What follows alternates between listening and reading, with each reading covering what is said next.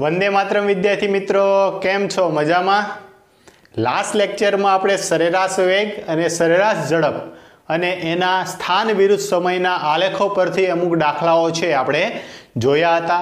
आजे हवे आपणे भणवानुं छे तात्क्षणिक वेग अने तात्क्षणिक झड़प। एने तत्कालीन वेग अने तत्कालीन झड़प तरीके पण छे ओळखवामां आवे छे। तो प्रश्न एम थशे के शा माटे? तो के जे आपणे सरेराश वेग अने सरेराश झड़प मेळवाता एनुं जो सूत्र छे आपणे जोई लईए। तो सरेराश वेग बराबर आपणे शुं लीधुं हतुं? सरेराश वेग बराबर स्थानांतरना छेदमां समयगाळो एटले के डेल्टा एक्स ना छेदमां डेल्टा टी। हवे आ समयगाळो छे ए केवो हशे? सूक्ष्म पण हशे अने मोटो पण हशे। जो एक उदाहरण द्वारा समजीए। आ कोई कणना स्थान विरुद्ध समय टी नो आलेख छे अने ए आलेख कंईक आवो आवे छे। चालो ओके। तो हवे आपणे शुं कीधुं हतुं के आवा कोईपण आलेख होय एनो जे ढाळ मळशे ए ढाळ छे आपणने कोनुं मूल्य आपतो होय छे? सरेराश वेग अने जो एनुं मूल्य लई लईए तो सरेराश झड़प। एटले के आनुं ढाळ छे ए आपणने सरेराश वेग अने जो एनुं मूल्य लई लईए तो सरेराश झड़प छे आपतो होय छे। अने एना माटे आपणे एम कीधुं हतुं के आनो जे ढाळ आवे छे ए कंईक खूणो बनावे। धारो के आ छे 2 पॉइंट अने एनी वच्चेनो जो ढाळ लईए तो एक्स अक्ष साथे आ खूणो बनावे छे। ए स्थान विरुद्ध समयना आलेख परथी कीधुं हतुं। अने आ खूणो तो के ढाळ बराबर tan थीटा बराबर डेल्टा एक्स ना छेदमां डेल्टा टी अने आने ज आपणे शुं कीधुं हतुं? सरेराश वेग। ओके। तो आ जे ढाळनो जे ढाळ छे जेटलो तीक्ष्ण एटलो सरेराश वेग छे वधारे हशे। तो हवे आवे केवुं के आवा समयगाळा अलग अलग होय ने एना माटे सरेराश वेग छे मेळवવો होय तो दरेक वखते आपणे एनो ढाळ मेळवવો पड़े अने समीकरण छे सोल्व करवुं पड़े। पण जो हुं समयगाळा सूक्ष्म लेतो जाउं तो अने आ कोई पर्टिक्युलर समय माटे मारे वेग मेळवવો होय तो અહીંથી मारे एने शुं भरवવું पड़े? स्पर्शक। तो आ खूणो मळे। तेवी रीते अहींया कोई छे ने आने लेवो होय तो आ रीते आम मारे स्पर्शक दોરવો પડશે। आ रीते माफ करजो। आ रीते मारे शुं दોરવો पड़े? स्पर्शक। तो आ छे हुं मळ्यो मने सरेराश वेग छे मेळ्यो। पण जो कोई पर्टिक्युलर समय माटे मेळवવો होय तो एना माटे मारे आ समयगाळो केवो लेवो पड़े? एकदम सूक्ष्म एटले के limit delta T tends to 0। तो जो एना ज माटे तो के कोईपण क्षणे वेगने एटले के तात्क्षणिक वेगने सरेराश वेगना अति सूक्ष्म समयगाळा डेल्टा टी ना लक्ष्य स्वरूपे दर्शावी शकाय छे। तेथी तात्क्षणिक वेग बराबर तात्क्षणिक वेग v बराबर limit delta T tends to 0 delta X ना छेदमां डेल्टा टी। वળી आ थशे के आ शुं? लिमिट। लक्ष्य शुं छे? लक्ष्य साबु नथी भाई, गणितનું टर्म છે। लिमिट એટલે કે લક્ષ ડેલ્ટા ટી ટેન્ડ્સ ટુ 0 એટલે કે આ ડેલ્ટા ટી સમયગાળો છે 0 ની કેવો છે? એકદમ નજીક છે। અને 0 ની એકદમ નજીક હોય ત્યારે આને લખી શકાય, આ સમગ્ર પદને આ રીતે લખી શકાય dx upon dt। આ છે તાત્કાલિન એટલે કે તાત્ક્ષણિક વેગ dx upon dt। અને આ પદને આ રીતે વચાહે તો કે x નું समय टीनी सापेक्ष विकलितनो गुणक अथवा आपणे एम पण कहीए छीए के x नु समय t नी सापेक्षे समय t नी सापेक्षे x नु विकलन। ओके। आ एने कहेवाशे। हवे आ रीते तमारे विकलित करवुं छे तो आपणा माटे नवुं छे એટલે આના માટે હમણાં જ આપણે घणा अगत्यना सूत्रों छे जोवाना छे अने आ सूत्रों पाका करवाना छे। जो तमने सूत्रों आवडता हशे तो ज तमे तात्क्षणिक वेगनो दाखलो छे तमे सॉल्व करी शकशो। एटला माटे खास हमणानो जे पोर्शन छे आनी पछीनो ए आपणे तात्क्षणिक वेग अने प्रवेगना जे दाखलाओ छे एने सॉल्व करवा माटे जे पण सूत्र जे जोईए छे एना पर आपणे एक આગળનો ટોપિક છે જોવાનો છે। તો આ મળ્યું આપણને તાત્ક્ષણિક વેગ। તો તમને એમ થશે સર તાત્ક્ષણિક ઝડપ એટલે શું? તો આ તાત્ક્ષણિક વેગનું જે પણ મૂલ્ય આવ્યું એનું જે માન આવશે એ જ આપણને શું આપી દેશે? તાત્ક્ષણિક ઝડપ। ધારો કે તમે કોઈ પ્રશ્ન સોલ્વ કરો છો એના માટે તમને ઝડપનું મૂલ્ય છે -20 मीटर पर सेकंड मेळ्યું। तात्क्षणिक झड़प वेगનું મૂલ્ય મેળ્યું -20 મીટર પર સેકન્ડ, તો તાત્ક્ષણિક ઝડપ થઈ જશે, તાત્ક્ષણિક ઝડપ થશે +20 મીટર પર સેકન્ડ. એટલે કે આનું જે મૂલ્ય આવે છે એ શું મળશે આપણને? તાત્ક્ષણિક. આ શું છે? તાત્ક્ષણિક વેગ. ઓકે, તાત્ક્ષણિક વેગનું. તો આવા કોઈ પણ જો માઇનસ હશે તો પણ એક જવાબ છે એનું મૂલ્ય લેશું એ કેવો બની જવાનો છે? પ્લસ જ તે. એટલે આ એક યાદ રાખવાનું છે, v = dx/dt. આ છે તાત્ક્ષણિક વેગ. બીજું યાદ રાખો કે તમે કોઈ પ્રશ્ન છે એને સોલ્વ કરો છો અને તાત્ક્ષણિક વેગ મેળવો છો. જો આ તાત્ક્ષણિક વેગના સમીકરણ છે એ સમય t પર આધાર રાખતું હોય તો આ ગતિ છે એ અનિયમિત હશે, અને જો t ઉપર આધાર નથી રાખતું તો એ કેવી હશે? નિયમિત હશે. તો જો કે જો વેગ v નું સમીકરણ સમય t પર આધાર રાખતું નથી તો ગતિ નિયમિત, અને જો વેગ v નું સમીકરણ અથવા તો v છે, વેગ v એ સમય t પર આધાર રાખે છે તો ગતિ અનિયમિત. આ છે ખાસ યાદ રાખવાનું છે. ઓકે, જો વેગ v છે એ સમય t પર આધાર રાખતું નથી તો ગતિ નિયમિત, અને જો રાખે છે તો અનિયમિત. આ છે પ્રશ્ન જેમ હું તમને સોલ્વ કરાવીશ એટલે હું તમને આનો ભેદ છે તમને ઉકેલીને બતાવીશ. વિદ્યાર્થી મિત્રો, વધારે કંઈ આમાં ખાસ જોવા જેવું નથી, પણ એટલું જ યાદ રાખો કે આ જે સમયગાળા છે સૂક્ષ્મ લેતા જાઓ અને કોઈ એક પર્ટિક્યુલર સમય માટે લઈ લો તો એ સમયે જે વેગ મળે છે એને જ કહેવાય છે તાત્ક્ષણિક વેગ. બીજું કે સરેરાશ વેગ અને સરેરાશ ઝડપ જોઈતી એ આપણને શું કરતા? તો કે સમયગાળો, આ સમયગાળામાં પદાર્થની ઝડપ અથવા તો વેગ કેટલો છે એનું મૂલ્ય આપતા હતા. ધારો કે હું તમને એમ કહું કે તમે એક કારથી ડ્રાઇવિંગ કરો છો, પહેલી કલાક દરમિયાન તમારી ઝડપ છે 60 કિલોમીટર પ્રતિ કલાક અને બીજા સમયે બીજી એક કલાક દરમિયાન તમારી ઝડપ છે 40 કિલોમીટર પ્રતિ કલાક, તો તમારી સરેરાશ ઝડપ કેટલી?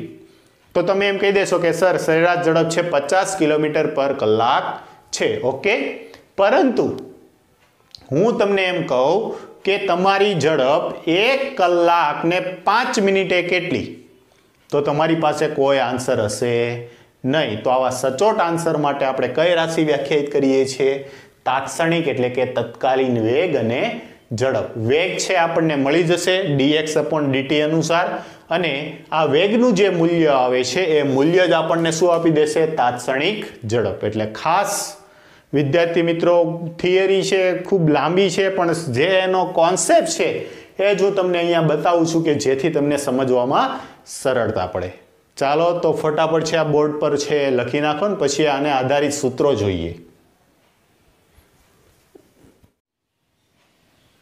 ચાલો વિદ્યાર્થી મિત્રો, હવે આપણે જોવાનું છે થોડાક અગત્યના સૂત્રો. બધા એ જ પાકા કરવાના છે અને આને યાદ રાખવાના છે, એના વગર આપણું કંઈ કામ થવાનું નથી. તો આજના લેક્ચર માટે આજની લેક્ચરની જે આ જડીબુટી છે, જો આ જડીબુટી ઉતારી લીધી ને તો પછી આખું તમારું જીવન છે નિરોગી બની જવાનું છે.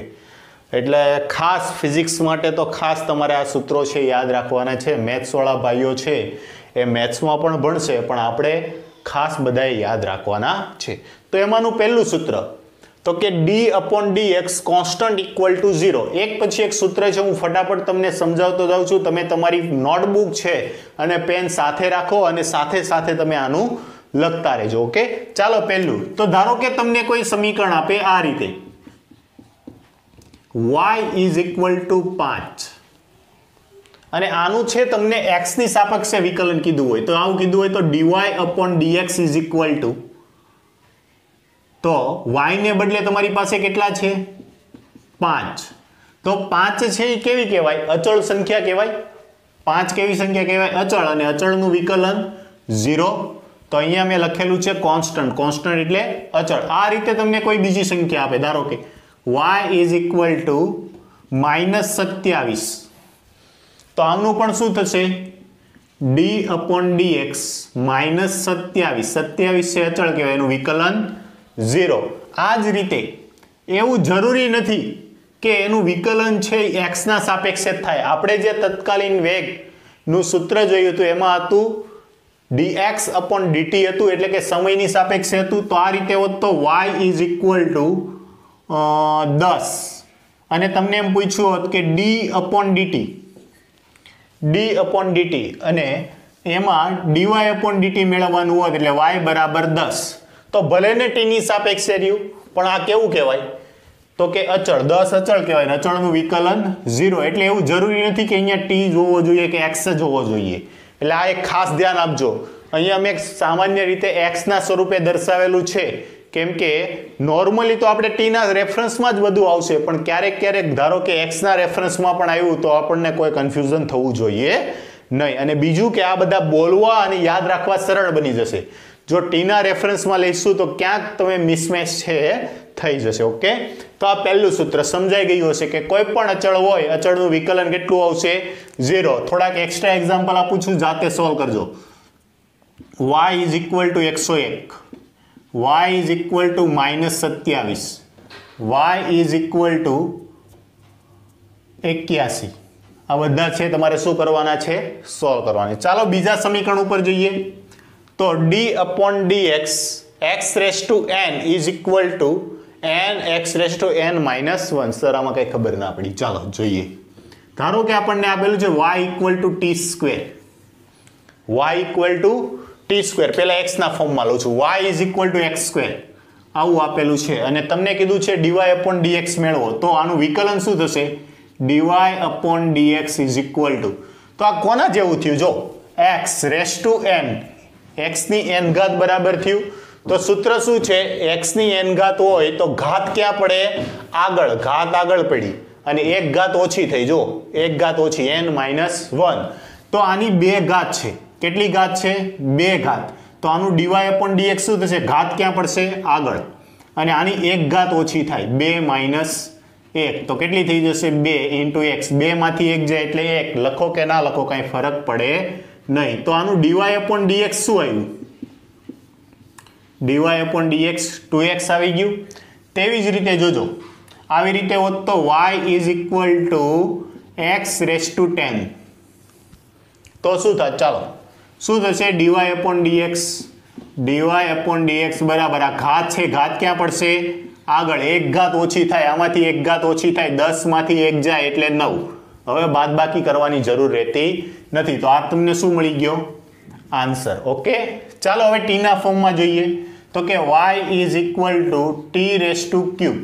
t³ છે t નો ઘન છે તો હવે જો આ x હતું તો રેફરન્સમાં આપણે dx લેતા હતા t છે તો રેફરન્સમાં શું લઈશું y dy/dt ઓકે આ એક છે તમારે ખાસ ધ્યાન રાખવાનું છે શું હતું x હતું તો x ની સાપેક્ષે વિકલન કરતા હતા t હતું તો t ની સાપેક્ષે તો dy/dt બરાબર ઘાત ક્યાં પડશે આગળ એક ઘાત ઓછી આ એનો શું આવી ગયો આન્સર ઓકે ચાલો એવું થોડું જરૂરી છે હે ભાઈ એવું થોડું જરૂરી પ્લસ ઘાત જ આપે માઇનસ આપી તો માઇનસ આપી જોજો y = x⁻2 ચાલો y બરાબર x ની -2 ઘાત તો dy/dx બરાબર શું થશે આની માઇનસ ઘાત ક્યાં પડશે આગળ એક ઘાત ઓછી થશે -2 -1 ઓકે ઘાત ક્યાં પડી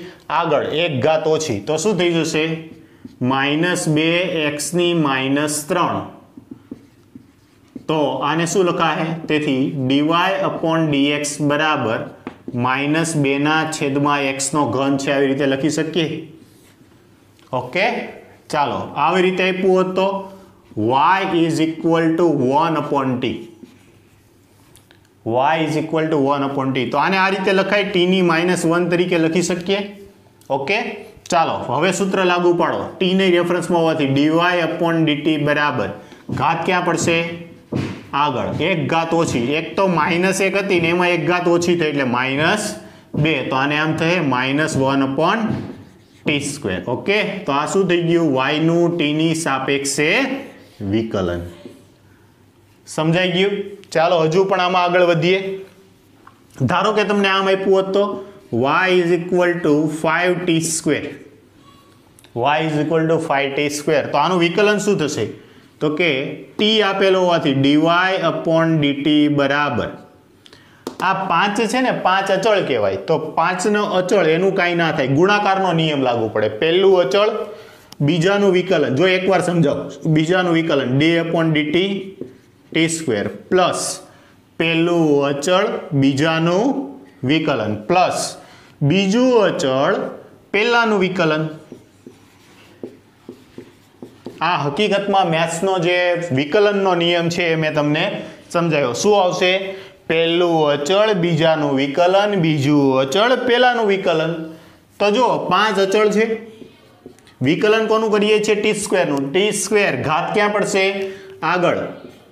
એક ઘાત ઓછી, 2 માંથી 1 જાય એટલે 1 લખવાની જરૂર નથી. પ્લસ ટી સ્ક્વેર 5 નું વિકલન, 5 અચળ કહેવાય, અચળનું વિકલન 0. 5 ગુણ્યા 2 જવાબ કેટલો આવ્યો? 10t. તો શું આવ્યું? dy અપોન dt બરાબર 10t. ઓકે, તો આ રીતે છે આપણે આન્સર મેળવી શકીએ. હવે જો હું તમને એક વાત સમજાવું છું. આનો આન્સર હતો કેટલો આવ્યો? 10t. તો હતું શું? 5t square. તો આમાં શું થયું? ઘાત આગળ પડી. 5 ગુણ્યા 2 10, 10 2 1 2 માંથી 1 જાય એટલે 1, 10t આવી ગયું. તો આવા કોઈ પણ સમીકરણ આવે એટલે આવી લાંબી ઝંઝટમાં ન પડતા આપણે કઈ રીતે સોલ્વ કરશું? ધારો કે આવું સમીકરણ હોત તો y is equal to 6t cube. તો આને કઈ રીતે સોલ્વ કરત? તો ઘાત આગળ પડત. y is equal to dy upon dt બરાબર ઘાત ક્યાં પડત? આગળ. તો 3 આગળ પડ્યા અને એની એક ઘાત ઓછી થાત તો આ રીતે 6 તેરી 18t સ્ક્વેર. આનો આન્સર આવી ગયો. ઓકે, તો આ રીતે છે તમારે પ્રશ્નો છે સોલ્વ કરવાના છે. પછી ભલે ને માઇનસ ઘાત હોય. સમજાણું? તો પહેલું શું કે અચળ છે, અચળનું વિકલન 0. બીજું કે x રેસ ટુ n ના ફોર્મમાં છે તો ઘાત આગળ પડશે, એક ઘાત ઓછી. ઘાત આગળ પડી 5 ગુણ્યા 2 10 અને એક ઘાત ઓછી એટલે 2 માંથી 1 જાય, 1 લખો કે ના લખો. એવી રીતે આ ઘાત આગળ પડી 6 તેરી 18 અને 3 માંથી 1 ઘાત ઓછી થઈ એટલે 2. ઓકે, ચાલો ફટાફટ છે અમને કોપી કરી લો, પછી આગળના સમીકરણો છે આપણે જોઈએ. ચાલો વિદ્યાર્થી મિત્રો આગળ વધીએ. હવે ત્રીજું સમીકરણ. તો d upon dx e raise to x. જો e રેસ ટુ x હોય તો એનું શું થશે? e raise to x. e raise to x નું e રેસ ટુ x. એટલે કે આ રીતે આપ્યું હોય તો y is equal to e ની 5 ઘાત. y is equal to e ની 5 ઘાત. ઓકે, તો આનું સમીકરણ શું થશે? dy અપોન dx બરાબર e ની 5 ઘાત. એમાં કાંઈ ફેરફાર આવશે નહીં. એટલે e રેસ ટુ x ના ફોર્મમાં જો કોઈ સમીકરણ આપેલું છે તો એ એઝ ઇટ ઇઝ રહેશે, એમાં કોઈ બદલાવ આવશે નહીં. ઓકે, તેવી રીતે y ના ફોર્મમાં પણ હોય તો સોરી t ના ફોર્મમાં y is equal to e raise to -2. તો શું થશે? dy upon dt is equal to e raise to -2. આમાં કોઈ બદલાવ આવશે નહીં. Okay, e raise to x હોય તો e રેસ ટુ x નું શું થઈ જશે? e raise to x. પણ આનું છે ફરીવાર કરવાનું આવે, આમનું ફરીવાર કરવાનું. પણ અહીંયા તો કેવું છે કે સંખ્યા છે અને સંખ્યાની સાપેક્ષે કંઈ હોતું નથી. ઓકે, એટલે આ રીતે તમે યાદ રાખજો કે e રેસ ટુ x ના ફોર્મમાં કોઈ જ વસ્તુ છે તો એનું એઝ ઇટ ઇઝ રહેશે, એમાં કોઈ બદલાવ આવશે નહીં. તેવી રીતે આ રીતે પણ આવે તો કે y is equal to e raise to 2t. અને હવે જો તમને આને એમ કીધું હોત કે dy અપોન dt બરાબર e રેસ ટુ 2t, પણ આ જે ઘાત છે એનું ફરીવાર આવે d અપોન dt 2t અને આનું t ની સાપેક્ષે 1 થાય તો આનું ઇક્વેશન આવી જાય e raise to 2 into e raise to 2t. પણ આ છે બહુ આગળની વાત છે, એટલે બધે આપણે જવાનું નથી. એટલે આ જ યાદ રાખો કે જે e ની ઘાત છે કેવી આવી જશે? બેઠી આવી જશે. અથવા યાદ રાખો કે એની જો સાથે t ની સાથે કોઈ સહગુણક છે તો એ સહગુણક અહીંયા ગુણાકારમાં આવી જશે. ઓકે, ચાલો નેક્સ્ટ જોઈએ log x. હવે log અને ln બે વસ્તુ છે એમાં જોઈએ. ધારો કે આપણને આપેલું છે y = log 5, y = log 5, તો આનું વિકલન થશે dy/dx બરાબર 1/5 log x નું 1/x. તેવી જ રીતે આપણને આપેલું હોત y બરાબર log e 10, તો આમનું પણ શું થઈ જાત? તો કે y બરાબર 1/10, પણ ક્યારે? dy/dt બરાબર, તો t ની સાપેક્ષે હોય, x ની સાપેક્ષે હોય, એની સાથે કંઈ લેવા દેવા નથી. x નો જે x છે એ ક્યાં થઈ જશે? 1/x. લોગનું સમીકરણ હોય ત્યારે.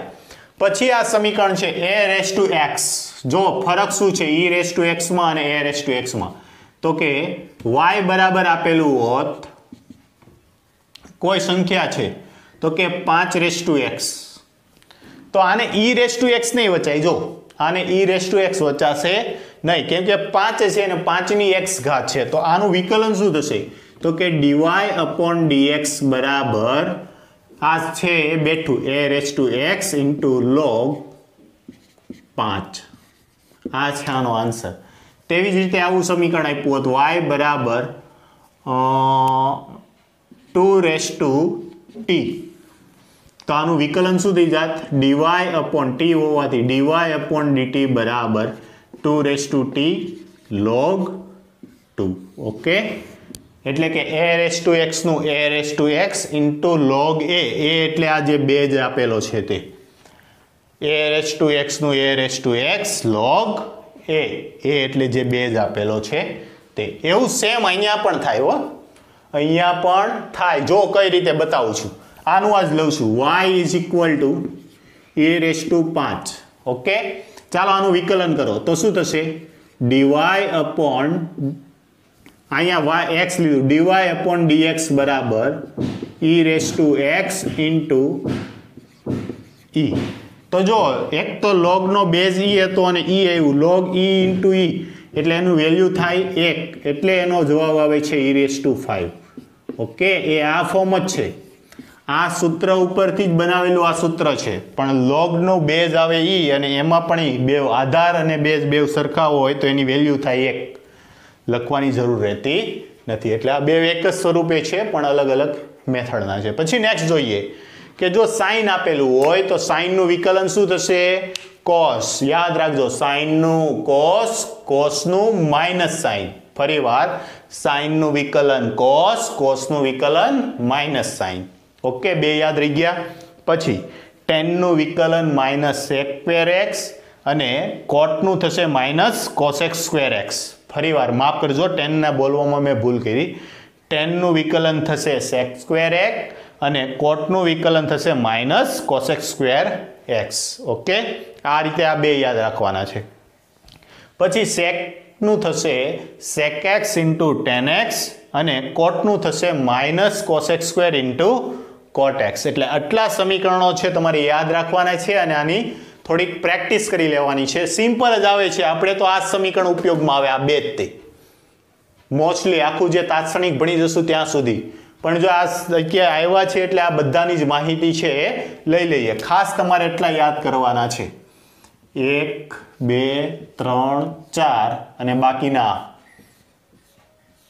a⁻x નહીં યાદ રાખો તો ચાલશે, એનો હાલ પૂરતો આપણે કોઈ ઉપયોગ આવતો નથી. ચાલો ફટાફટ છે આમને તૈયાર કરી લો અને પછી આપણે તાત્ક્ષણિક વેગ અને ઝડપ આધારિત છે દાખલાઓ જોઈએ. ઓકે, ચાલો વિદ્યાર્થી મિત્રો, તો હવે જોઈએ ઉદાહરણનો દાખલા નંબર 3.2. x અક્ષને અનુલક્ષીને ગતિ કરતા એક કણ માટે સ્થાનનો સંબંધ x બરાબર a + bt² આપેલો છે, જ્યાં a બરાબર 8.5 મીટર, b બરાબર 2.5 મીટર/સેકન્ડ² અને t નું માપન સેકન્ડમાં છે. તો બે પ્રશ્નો આપણને પૂછેલા છે. t = 0 સમયે તેનો વેગ કેટલો હશે અને b t = 0 સેકન્ડથી 2.0 સેકન્ડથી 4.0 સેકન્ડની વચ્ચે સરેરાશ વેગ છે કેટલો હશે. તો પહેલું પૂછેલું છે t = 0 સમય. તો આપણને ખબર કેમ પડે કે આ તાત્ક્ષણિક વેગનો દાખલો છે કે નથી? તો જો સરેરાશ વેગના દાખલા હશે તો સમયગાળો આપેલો હશે. યાદ રાખો, યાદ રાખો, યાદ રાખો. જો સરેરાશ વેગનો દાખલો હશે તો આ રીતે સમયગાળો આપેલો હશે, અને જો તાત્ક્ષણિક વેગ અથવા તો તત્કાલીન વેગનો દાખલો હશે તો કોઈ એક પર્ટિક્યુલર સમય આપી દીધો હશે. એક શું હશે? તાત્ક્ષણિક વેગ. તો જો પહેલા તો હું સમીકરણ લખું છું, x = a plus bt square. Okay, હવે તમારે પહેલા તો આનું શું કરી નાખો? વિકલન કરી નાખો. તો અહીંયા t છે તો t ની સાપેક્ષે વિકલન કરો તો શું થશે? v ઇન્સ્ટન્ટિયસ, અથવા તો લખવાની જરૂર નથી, v ઇન્સ્ટન્ટિયસ બરાબર dx upon dt, અને x બરાબર આપણી પાસે શું છે? x બરાબર તો કે a પ્લસ bt સ્ક્વેર. ચાલો a અને b ની કિંમત મૂકો. પહેલી વાર છે એટલે મૂકું છું, જોજો યાદ રાખજો. a ની કિંમત કેટલી છે?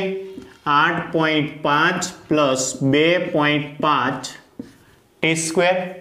તો હવે આ વિકલન છે એ બેવને લાગુ પડે. સરવાળામાં હોય તો આ વિકલન છે કોને લાગુ પડે? બેવને. તો પહેલું છે આ અચળ કહેવાય. અચળનું વિકલન કેટલું આવશે? 0, અથવા તો એકવાર સેપરેટ લખી નાખું છું, d upon dt 8.5 plus d upon dt 2.5 t square. આ અચળ કહેવાય. અચળનું વિકલન 0 પ્લસ આ કોણના ફોર્મમાં આવ્યું? તો કે 2.5 t સ્ક્વેર એટલે x⁻m ફોર્મ જેવું છે. તો 2.5 અચળ છે બહાર નીકળી જાય. t સ્ક્વેરનું વિકલન શું થશે? તો કે ઘાત આગળ પડે, એક ઘાત ઓછી, 2 માંથી 1 ઓછી થાય, લખવાની જરૂર નથી, અથવા આ રીતે દર્શાવી દો. 2.5 ગુણ્યા 2 તો શું આવશે? 5t. કોના બરાબર આવ્યું? આપણે દૂર દૂર ભાગતા કેમ જઈએ છીએ હે ભાઈ? કોના બરાબર આવ્યું? 5t. એટલે કે vt બરાબર આવ્યું 5t. પ્રશ્ન શું પૂછેલો છે? t = 0 સમયે તેનો વેગ કેટલો હશે? તો આમાં t દેખાય છે, t ને બદલે તમે શું મૂકી દો? 0. તો જો ઇન્સ્ટન્ટિયસ વેગ v2 = 5 ગુણ્યા 0, સોરી 0 છે કીધું છે, v0 બરાબર 5 ગુણ્યા 0, કેમ કે t છે, t ને બદલે 0 મૂકો તો આ કેટલો આવી ગયો? 0 મીટર પર સેકન્ડ. તો આ શું થશે? t = 0 સમયે તત્કાલીન વેગ 0 મીટર પર સેકન્ડ છે. ઓકે, આ પહેલો આન્સર છે, મળી ગયો. હવે જોઈએ બી શું કીધું છે? 2 સેકન્ડ ટુ 4 સેકન્ડના સમયગાળાની વચ્ચે. તો અહીંયા ડેલ્ટા ટી બરાબર શું મળ્યું?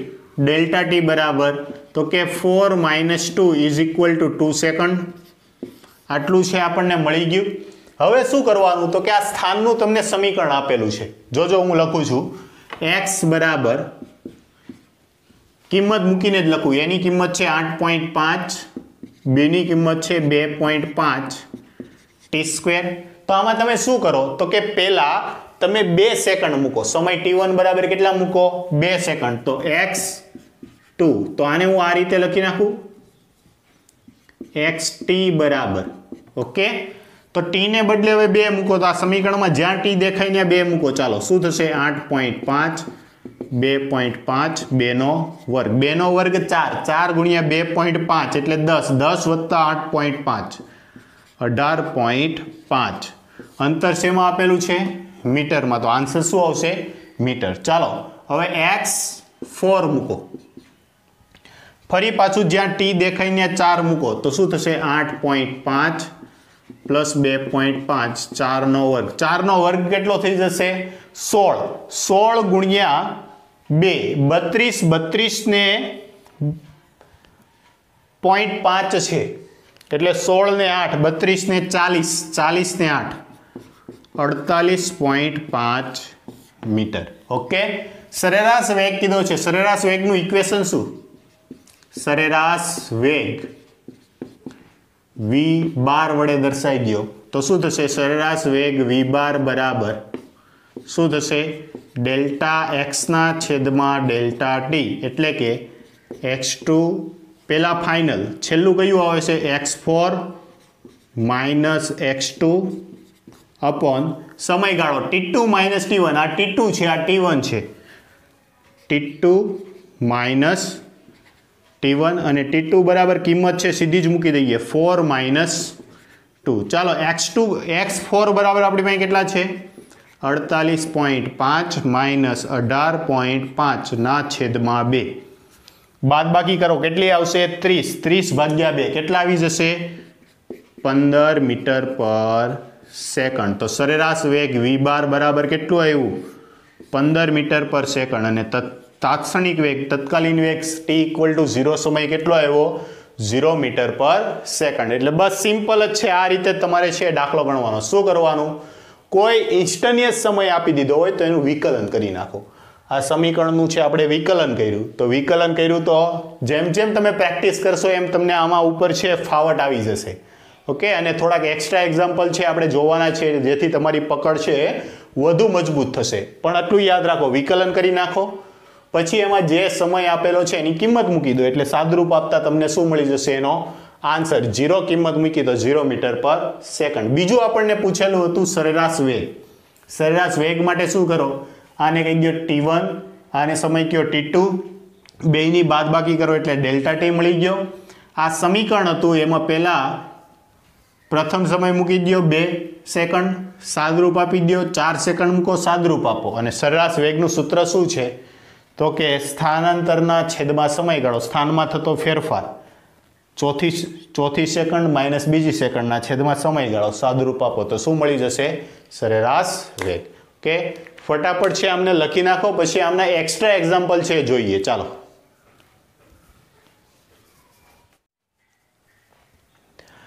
વિદ્યાર્થી મિત્રો તો એક એક્સ્ટ્રા પ્રશ્ન જોઈએ તો કે x અક્ષ પર ગતિ કરતા એક કણના સ્થાન વિરુદ્ધ સમયને સાંકળતું એક સમીકરણ છે x બરાબર t³ minus 12t plus 20 metre વડે દર્શાવવામાં આવ્યું છે તો t = 0 સમયે કણનું સ્થાન અને વેગ મેળવો જ્યારે કણનો વેગ 0 થાય ત્યારે તેનું સ્થાન મેળવો એક જ પ્રશ્ન છે તમારા ઘણા બધા ડાઉટ છે એ આજે ક્લિયર થઈ જવાના છે ઓકે તો જેમને આવડે છે ઘડીકવાર માટે વિડિયો પોઝ કરો અને ટ્રાય કરો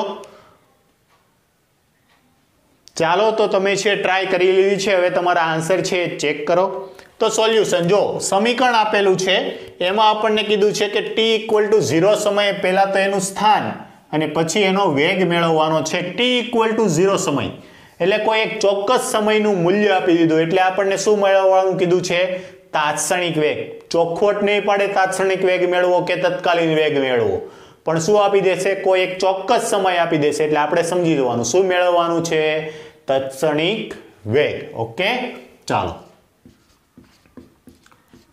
એમાં એ જોઈએ પહેલા તો શું કીધું t = 0 સમયે કણનું સ્થાન તો અહીંયા જ્યાં પણ સમય x t બરાબર ફરીવાર લખું છું t³ minus 12t plus 20 okay હવે શું કરો કે t = 0 સમયે તો આ સમીકરણ કેવું થઈ જશે x0 બરાબર જ્યાં સમય t દેખાય ત્યાં 0 મૂકી દો તો 0 નો ઘન -12 × 0 પ્લસ 20 ચાલો 0 નો ઘન 0 0 સાથે કોઈ ગુણાકારમાં 0 તો વધ્યા કેટલા 20 તો કણનું સ્થાન શું છે +20 મીટર એવું કહી દો x = 0 સમયે પહેલું મળી ગયું કણનું સ્થાન ક્યાં છે +20 મીટર પર છે ઊભો છે હવે એનો વેગ મેળવવાનો છે તો ચાલો પહેલા તો જે આ સમીકરણ આપેલું છે એનું સમયની સાપેક્ષે વિકલન કરતા તો x નું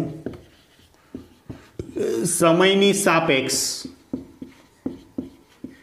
વિકલન કરતા શું મળશે તો કે તાત્ક્ષણિક વેગ v બરાબર d/dt સમીકરણ કેવું આપેલું છે t³ minus 12t plus 20 okay શું કરો આ ત્રણ પદ આપેલા છે ત્રણનું અલગ અલગ વિકલન કરવાનું છે ચાલો પહેલું પદ t³ ઘાત ક્યાં પડશે આગળ એક ઘાત શું થશે ઓછી 3 માંથી 1 જાય એટલે 2 3t² માઇનસની નિશાની 12 એમ જ તે t નું t ની સાપેક્ષે તો t ની કેટલી ઘાત કહેવાય એક ઘાત 1 માંથી 1 જાય તો 0 ઘાત અને કોઈ પણ ની 0 ઘાત એટલે 0 કહેવાય ઓકે પ્લસ 20 કેવા કહેવાય અચળ અને અચળનું વિકલન 0 ચાલો કોઈ પણ ની 0 ઘાત એટલે 1 તો આજનું વિકલન શું આવી ગયું 3t² માઇનસ 12 આ છે વેગ મળી ગયો, તાત્ક્ષણિક વેગ. હવે કયા સમયે પૂછેલું છે? t = 0 સમયે. તો આમાં જ્યાં પણ તમને t દેખાય ત્યાં 0 મૂકી દો તો કે v0 બરાબર શું થશે? 3 0 વર્ગ -12 = -12 મીટર પર સેકન્ડ. આ તમને મળી ગયો v0 એટલે કે 0 સમયે તાત્ક્ષણિક વેગ -12 મીટર પર સેકન્ડ. ઓકે, જો કોઈ બીજો સમયગાળો પૂછ્યો હોત તો આટલું તો છે જ તે, તમને એમ પૂછ્યું હોત આ જ પ્રશ્ન પણ t = 0 ના બદલે આમ કીધું હોત તો કે t = 2 સમયે વેગ, તો શું કરત? 0 ને બદલે તમારે અહીંયા શું મૂકવું પડત? 2. ચાલો સોલ્વ કરીએ. આ સમીકરણમાં 0 ને બદલે 2 મૂકો તો v(2) બરાબર 3, 2 નો વર્ગ 4 -12, 12 માંથી 12 જાય, કેટલા વધશે? 0 મીટર પર સેકન્ડ. તો 2 સેકન્ડે નો વેગ કેટલો થઈ ગયો? 0 મીટર પર સેકન્ડ. ઓકે, આ રીતે છે. આ જ રીતે કીધું હોત તો t = 3 સેકન્ડે, t = 3 કીધું હોત તો 2 ને બદલે અહીંયા કેટલા મૂકત? 3. તો જો v(3) બરાબર શું થાત? 3, 3 નો વર્ગ 9 -12, 9 તેરી 27 -12 બરાબર 15 મીટર પર સેકન્ડ. ઓકે, એટલે આ રીતે છે તમને કોઈ પણ સમયે વેગ કીધો હોય તો તમે મેળવી શકો છો. ચાલો એમનો જોઈએ બી છે, મજેદાર છે. મેં થોડીક ઉતાવળ કરી નાખી છે, કાંઈ વાંધો નહીં, સમજાઈ જશે. ચાલો, જ્યારે કણનો વેગ 0 થાય ત્યારે તેનું સ્થાન મેળવો. મને ખબર નહોતી એને મેં તમને આપી દીધું છે, પણ જો તમને એમ કીધું હોય જ્યારે કણનો વેગ 0 થાય ત્યારે તેનું સ્થાન, તો આ વેગ છે એ વેગ બરાબર શું લઈ લેવાનું? 0. તો કે વેગ v બરાબર 0, તેથી 3t² -12 = 0, તેથી 3t² = 10, t² = 4, તેથી t બરાબર શું થશે? 2 સેકન્ડ. તમને એમ થશે સર t² બરાબર 4 અને 4 નું વર્ગમૂળ ±2 ના આવે? સમય કદાપી માઇનસ હોતો નથી, સમયનું મૂલ્ય કદાપી ઋણ હોય નહીં, એટલે t = 2 સેકન્ડ. ઓકે, હવે આ તમારો આન્સર મળી ગયો. કયા કણનો, જ્યારે કણનો વેગ 0 થાય ત્યારે તેનું સ્થાન, તો કે t = 2 સેકન્ડે કણનો વેગ છે 0 થશે અને આ સમયનું સ્થાન ક્યાં હશે? તો કે આ સ્થાનવાળા સમયમાં t = કેટલા મૂકી દો? 2. તો શું થશે? x2 બરાબર સમીકરણ શું છે? t³ એટલે 2 નો ઘન -12 × 2 + 20. ચાલો, 2 નો ઘન કેટલો થશે? 8, 12 × 2 24 પ્લસ 20, 20 ને 8 28 માંથી 24 જાય 4 મીટર. તો કે x બરાબર 2 સેકન્ડે ક્યાં પહોંચ્યો હશે? 4 મીટર પર છે પહોંચ્યો હશે. એટલે આ રીતે છે તમે પ્રશ્નો છે સોલ્વ કરી શકો છો. ફટાફટ છે અમને લખી નાખો. હજુ પણ એકાદા બે છે આપણે એક્સ્ટ્રા એક્ઝામ્પલ જોઈએ. ચાલો વિદ્યાર્થી મિત્રો, હજુ પણ વધુ દાખલાઓની પ્રેક્ટિસ કરી લઈએ. તો આપણને એક સમીકરણ આપેલું છે x બરાબર 6 + 18t + 9t². આમનો t = 0 સમયે વેગ મેળવવાનો છે. ચાલો કઈ રીતે મેળવીશું? તો કે જો પહેલા તો જે સમીકરણ આપેલું છે લખી નાખીએ. x બરાબર 6 + 18t + 9t². આમને તમે રિવર્સ કરીને પણ લખી શકો છો, કેમ કે સરવાળામાં છે, સરવાળા માટે ક્રમનો નિયમ લાગુ પાડી શકો. હવે વેગ, તો કે વેગ v બરાબર d/dt એટલે કે dx/dt ને x બરાબર આપણી પાસે શું છે? 6 + 18t + 9t². ચાલો સરવાળામાં છે 6 નું વિકલન શું થશે? 0 પ્લસ 18 અચળ t નું t ની સાપેક્ષે 1. સમજાણું કઈ રીતે આવ્યું હતું? પ્લસ 9 t² નું વિકલન, ઘાત આગળ પડી 1 ઘાત ઓછી, કેટલું થશે? 2t. તો આપણને આન્સર મળી ગયો. કેટલો મળ્યો? 18 પ્લસ 9 × 2 18t. ઓકે, આ શું મળી ગયો? v(t). આ છે આપણને મળી ગયો. હવે કે શું પૂછ્યું છે? t = 2 સેકન્ડ માટે. ચાલો તો t ને બદલે 2 મૂકો. v(2) બરાબર 18 પ્લસ 18 ગુણ્યા 2, 18 ગુણ્યા 2 36, 36 ને 18 54 મીટર પર સેકન્ડ. આ છે તમારો આન્સર મળી ગયો. t ઇક્વલ ટુ 2 સમયે તાત્ક્ષણિક વેગ કેટલો હશે? તો કે 54 મીટર પર સેકન્ડ હશે. ઓકે, ચાલો નેક્સ્ટ જોઈએ એક્સ્ટ્રામાં. તો કે x બરાબર 2t² પ્લસ 3t દર્શાવો કે આ ગતિ નિયમિત છે કે અનિયમિત. હવે આ કેમ? તો જો મેં તમને થિયરી ભણાવી ત્યારે મેં તમને કીધું હતું કે જો વેગ છે એ સમયનું વિધેય નથી તો ગતિ કેવી હશે? નિયમિત. અને જો વેગ છે એ સમયનું વિધેય છે તો કેવું હશે? અનિયમિત. ચાલો ચેક કરીએ. સમીકરણ આપેલું છે x બરાબર 2t² પ્લસ 3t. તો વેગનું સમીકરણ શું થશે? વેગ v બરાબર શું થશે? d/dt. x ને મૂકી દો 2t² પ્લસ 3t. ચાલો બે અચળ. t² નું વિકલન શું થશે? 2t plus 3. t નું t ની સાપેક્ષે 1. આ શું મળી ગયું મને? વેગ મળ્યું.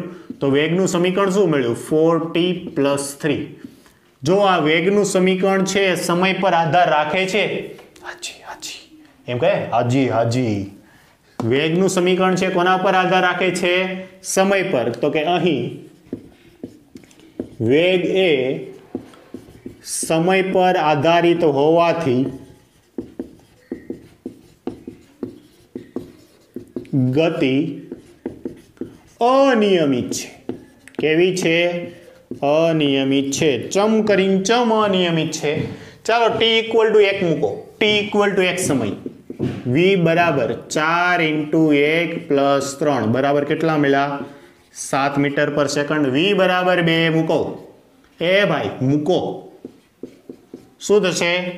તો કે 4 2 પ્લસ 3 4 ગુણ્યા 2 8 ને 3 11 મીટર પર સેકન્ડ. ચાલો v બરાબર 3 મૂકો. શું થશે? 4 તેરી 12 ને 3 15 મીટર પર સેકન્ડ. તો જો સમય સાથે વેગ છે સતત શું થઈ રહ્યો છે? વધી રહ્યો છે. તેથી ગતિ કેવી બની ગઈ? અનિયમિત. નિયમિત ગતિ કરતો પદાર્થ છે સરખા સમયમાં એક સરખું અંતર કાપે છે એવું આપણે ભણી ચૂક્યા છીએ.